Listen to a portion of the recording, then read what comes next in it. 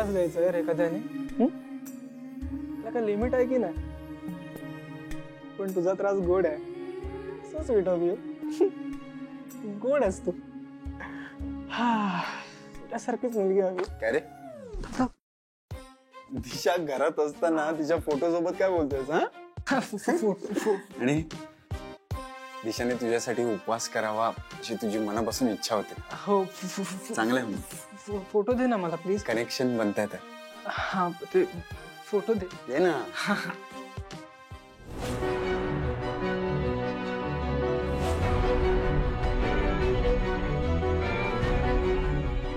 कोण आहे ही मुलगी? कोण आहे ही मुलगी? हा मला वाटलं दिशाचा फोटो आहे. नाही अरे ते तुझी फालतूगिरी परत सुरू झाली आहे का? नाही. Pritam, I am warning you. तू जर का तुझी ही सगळी फालतूगिरी परत सुरू केली आणि त्याचा जर का त्रास आईला झाला ना तर मला ते अजिबात खपणार नाहीये. ऐक ना, ऐक तू शांत हो ना. कोण आहे ही मुलगी? तू चिल. ही पारूची मैत्रीण आहे. हा आपण ते वाखरवाडीला गेलो होतो कॅम्पेनसाठी. तिथे त्या दोघींची फ्रेंडशिप झाली आणि काल हरीश फोटो घेऊन आला ना, त्या फोटोज मध्ये हा पण एक फोटो होता.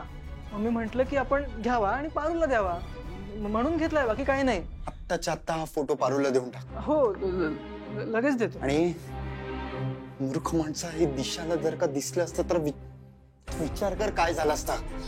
सॉरी मला लक्षात नाही. आणि प्रीतम, तुझ्यापासून काही लपवायचं नाहीये. अरे दादा जमणार आहे का मला? तू नको टेन्शन घेऊ. टेन्शन येत आहे.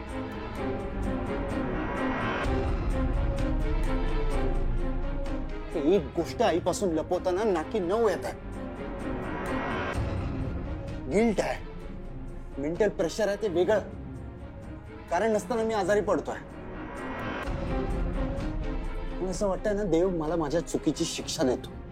अरे दादा बघ, असं काही नाहीये. ओके, मला सांग, आपण ते जे काही केलं त्यामुळे कोणाला हर्ट झालंय का? किंवा कोणाचं वाईट व्हावं या हेतूने आपण काही केलंय का?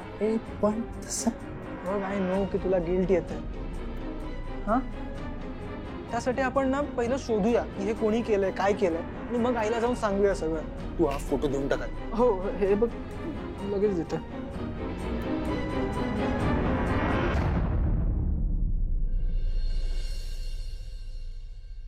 आहो आहो, काय करताय? भाजी निवडतोय. येते? टोमणे कळतायत हा मला. अरे वा, हे माहीतच नव्हतं मला. मला सांगा, तुम्ही ही फालतू कामं का करत असता? किर्लोस्कर कधी घड्याळ रिपेअर करून घालतात का? नाही. मला तुझं माहित नाही, पण हा मोहन किर्लोस्कर वापरतो आणि माझं घड्याळ आहे, त्याचं काय करायचं ते मी बघतो ना. तू तुझं काम बोल.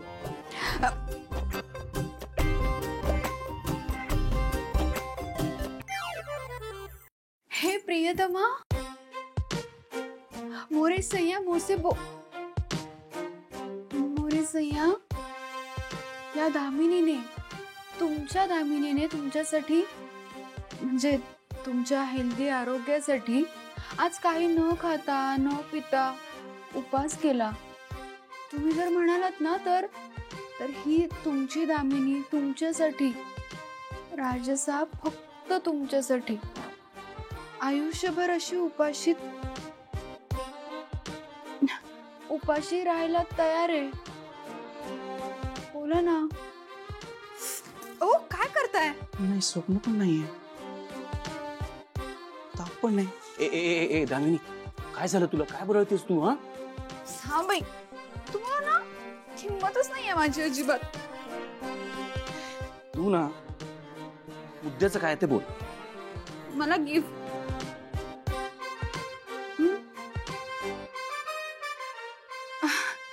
ठीक आहे ना, आज वटपौर्णिमा आहे ना, तर नवऱ्यानी बायकोसाठी, म्हणजे तुम्ही माझ्यासाठी काहीतरी गिफ्ट आणायचं असतं. दादासाहेबांनी पण आणलंय बहिणींसाठी. तुम्ही पण आणलंय का माझ्यासाठी गिफ्ट? आणलंय ना? अगं असं सांग ना. गिफ्ट हवं ना तुला? हा. आणलंय मी. Seriously thank you so much. आणि सॉरी, मी जरा डाऊट घेतला तुमच्यावर म्हणून. द्या ना गिफ्ट. कुठे? आणतो हा. हा.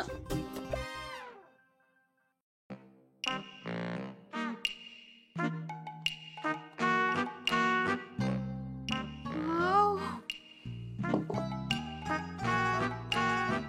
काय आहे? बांगड्या आहेत का? तूच बघ ना. हा. थांब थांब. मी बाहेर जातो मग बघ. चालेल. तुम्ही लवकर जा ना, मला बघ. हो हो हो.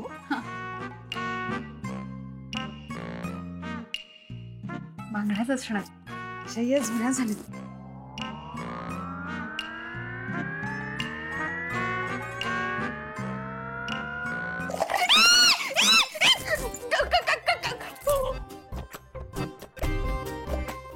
असं गिफ्ट असतं का कुठे?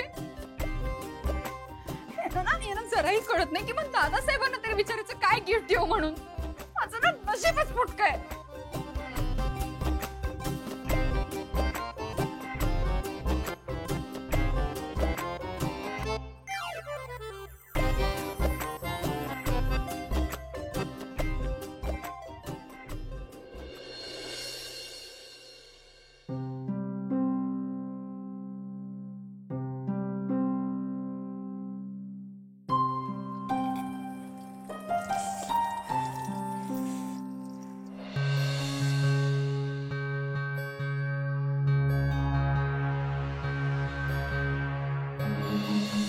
आता नको विचारायला.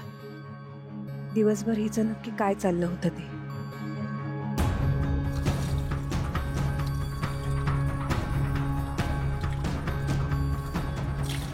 पारू, हा सावित्री आत्या, कुणाला काही हवंय का? सतत दुसऱ्यांचाच विचार करतेस. स्वतःचा विचार कधी करणार आहेस बाळा?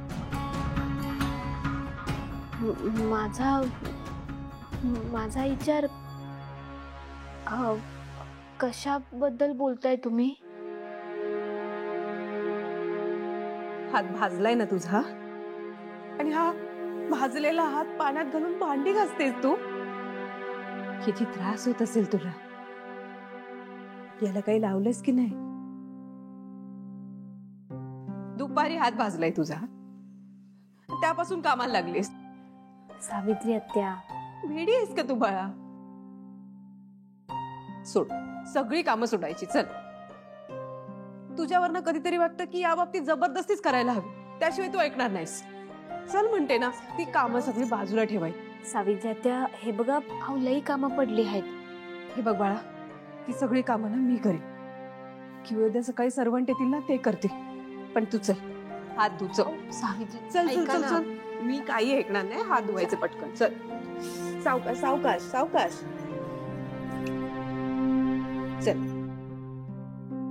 ऐका ना. चल चल. मी थोडंसं काही काम ऐकणार झालं नाही. की मी आहे ना, मी करेन. बरं वाटेल मला. ऐका नाही, ना माझं. नाही.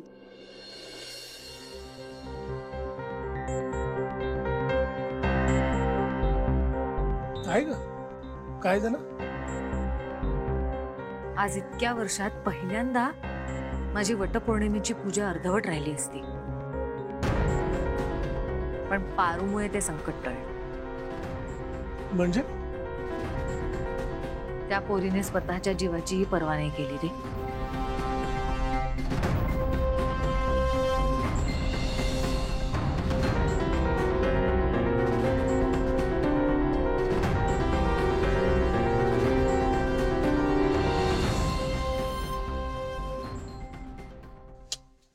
खरंच पारू ग्रेटच आहे.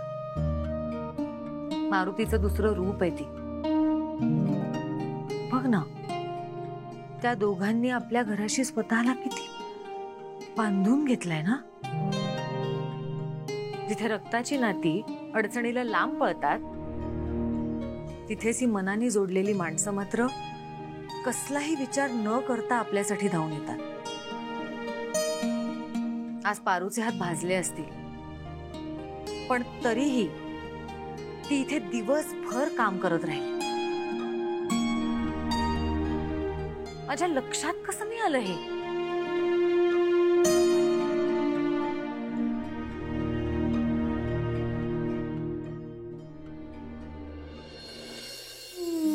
चल मी तुझं काही ऐकलं नाही. चल म्हणते तर नाही. अरे काय झालं? भारती दादा हो तिचा हात भाजलाय. तशीच कामं सगळी बंगल्यात करत होती. हा बरं कोणाला सांगितलं पण नाही. बघू बघू. अरे देवा, खरंच ग. काय ग पारू, काय असं खोड्यागत करते? आता लगीन जवळ आलंय ना तुझ्या. धसमुसळेपणा कमी करावा. थांब, मी मलम लावतो. बा मलम आतमध्ये ठेवला असेल. बा ऐक ना. अरे बा हे बघ मला नाही तरस होते. बा होईल आपोआप बरं. आप बरं व्हायला ती काय जादू आहे का? हे बघ, मला जास्त शिकवायचं नाही. तू इथं बस. सावित्री ताई, ते मलम नाहीये घरात. मी जाऊन घेऊन येतो. तुम्ही बसता का हिच्याजवळ? हो थांबते. पप्पा मी आधी येतो तुझ्या संग. हा बर बर, चल आलो मी. बा ऐक ना. तू थांब, मी आलोच. या चल. बा. हा, अरे मला बरं वाटेल. ऐक ना बा. काय नाही. शांत बसायचं. झोपायला चल. चल बरं ठीक आहे झोपते. झोप. अगदी सांग. ठीक आहे. तू ना उगाच आपली कामं करत बसतेस ना. आराम करायचं नसतं तुला अजिबात. करते मी आराम.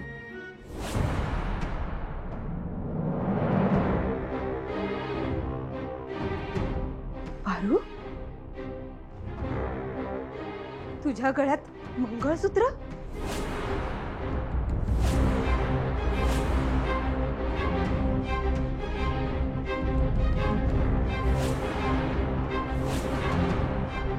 पारू, तुझ्या गळ्यातल्या मंगळसूत्राचा अर्थ काय घ्यायचाय मी?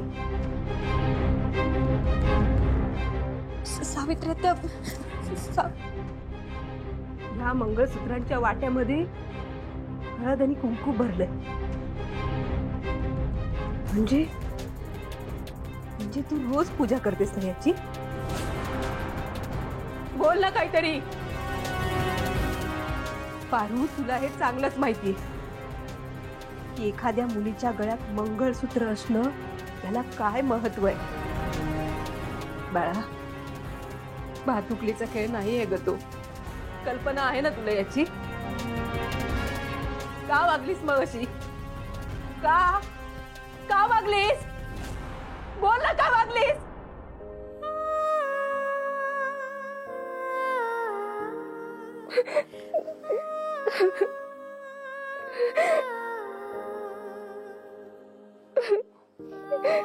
बाळा, शांत हो. रडू नकोस. माझंच काहीतरी चुकलं असेल. माझा काहीतरी गैरसमज झाला असेल. हं?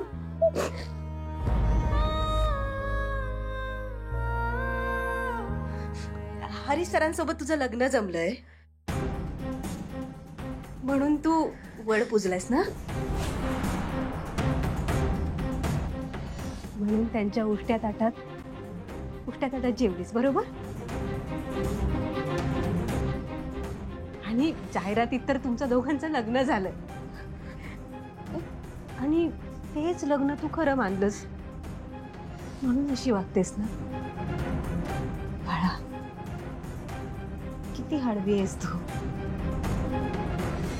म्हणून या सगळ्याला खरं समजतेस. अहिल्या मॅडमनी पण आग्रह धरला होता की जाहिरातीतल्या लग्नात हरीश सरच हवेत म्हणून. हे मंगळसूत्र हरीश सरांच्या नावाचं घातलंयस ना तू.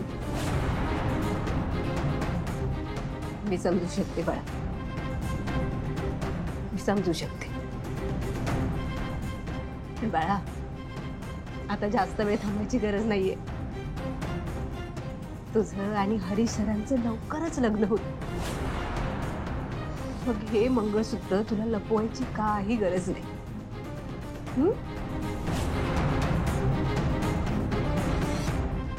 आता आराम कर हा, मी निघते.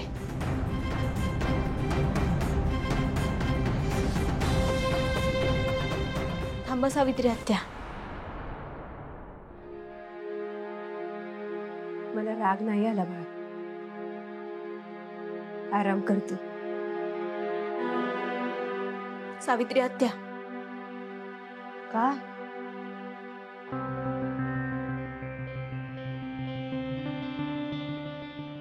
माझ्या गळ्यातलं हे मंगळसूत्र हरीश सरांच्या नावाचं नाही. काय? आणि आज वडाची जी मी पूजा केली ती बी हरीश सरांच्या नावाची नाही केली. पारू, काय बोलतेस तू? वय सावित्री आत्या, त्या दिवशी जाहिरातीतलं ते लगीन ते बी हरीश सरांबरोबर नाही झालं. काय? हरीश सरांसोबत नाही झालं लग्न तुझं? मग कोणासोबत झालं लग्न?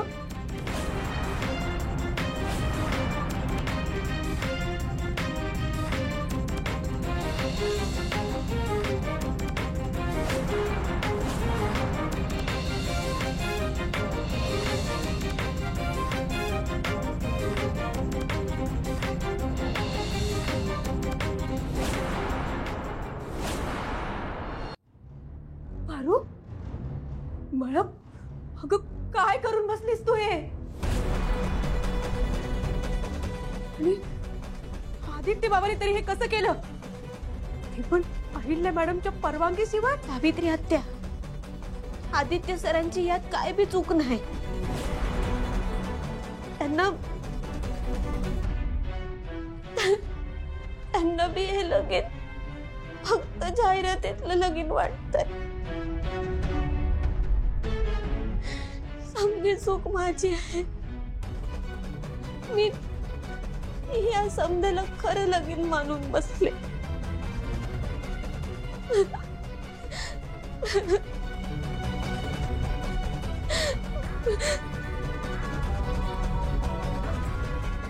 सावित्री आत्या, सावित्री आत्या, तुम्हीच मला सांगितलं होतं ना की खरं लगीन कसं असतं ते. मग मला असं वाटलं की म्हणजे ते समजा मी खरं खरं म्हणलं, त्या विधी ते मंत्र मी समजा खरं खरं म्हणलं. सावित्री आत्या,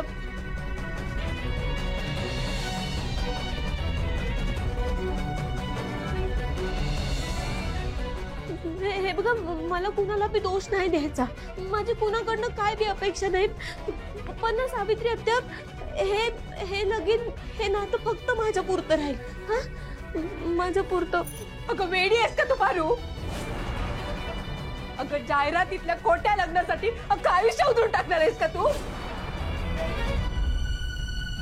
पारू,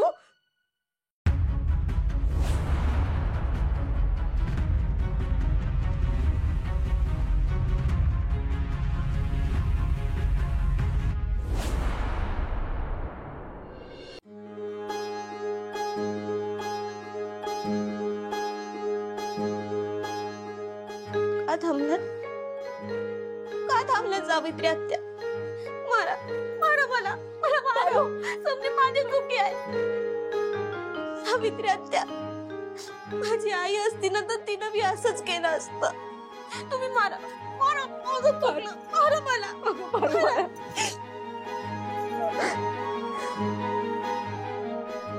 खूप बोळी आहेस बाळा तू, पण जगच चालत नाही.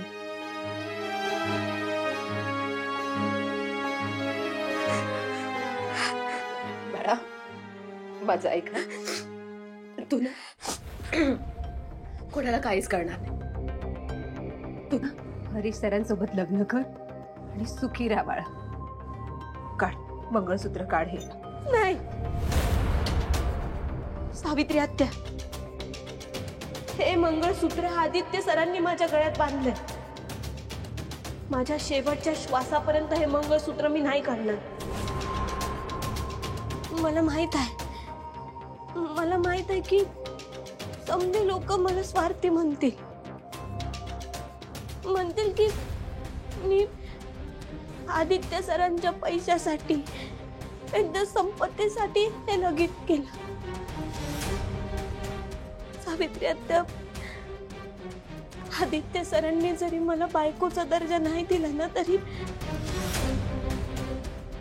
मला या घरचे नोकर म्हणून आदित्य सरांची, माझ्या देवी आईंची, किर्लोस्कर घराची मनापासून सेवा करायची आहे. सावित्री आत्या,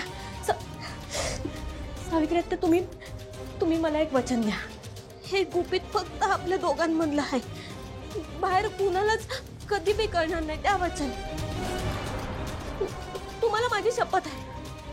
शक्य नाहीये ते पारू.